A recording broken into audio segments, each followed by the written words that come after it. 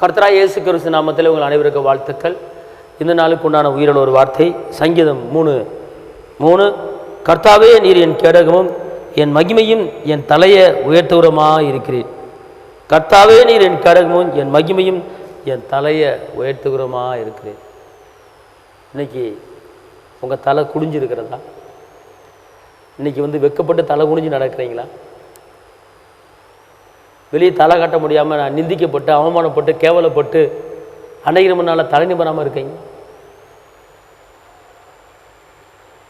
அன்பார்ந்த தாயின் உள்ளங்கள் வேதனைப்படுகிறத நான் ஆவியில் உணர்கிறேன். ஒரு குறிப்பிட்ட வயதில் தான் பிள்ளைகளை திருமணம் முடித்து கொடுக்கவில்லை என்றால் உங்கள் மனது வேதனைப்படும்.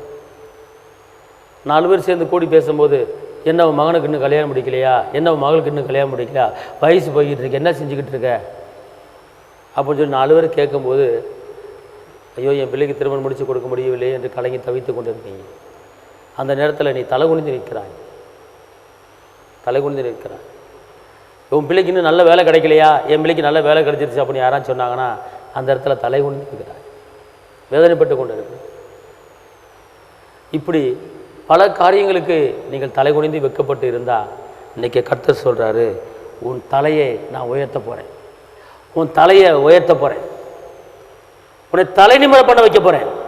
எந்த இடத்துல தலை குனிஞ்சு வெக்கப்பட்டு நிந்திக்கப்பட்டாயோ அதே இடத்துல அநேகர் கண்ணு முன்னால் உன் தலை நிமிர்ந்து நடக்கும்படியாக நான் செய்ய வைக்கிறேன். பயப்படாத, உன் தலையை நிமிர பண்ண வைப்பேன்.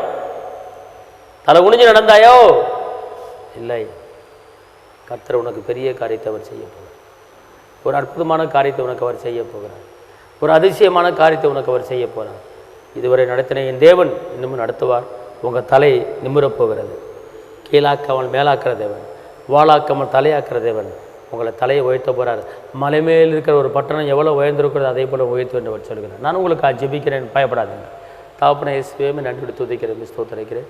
உன்னத தேவனே, உயர்ந்த தேவனே, மாறாத தேவனே, அற்புத தேவனே, அதிசய தேவனே, கிருபையின் தேவனே, காப்பவரே, காண்பவரே, அப்பா அந்த நாளிலும் கூட இந்த வேலையிலும் கூட நம்முடைய கிருபை கூட இருப்பதாக, பலன் கூட இருப்பதாக, வல்லமை கூட இருப்பதாக, அற்புதம் கூட இருப்பதாக, அதிசயம் கூட இருப்பதாக, விடுதலை கூட இருப்பதாக. ராஜா அப்பா இந்த நாளில் இந்த வேலையும் கூட தகப்பனை தலைநிமிர பண்ணுகிற கர்த்தாவே, யாரெல்லாம் எந்த இடத்துல வெக்கப்பட்டுருக்காங்களோ அந்த இடத்துல தலைமுறை பண்ணுங்க.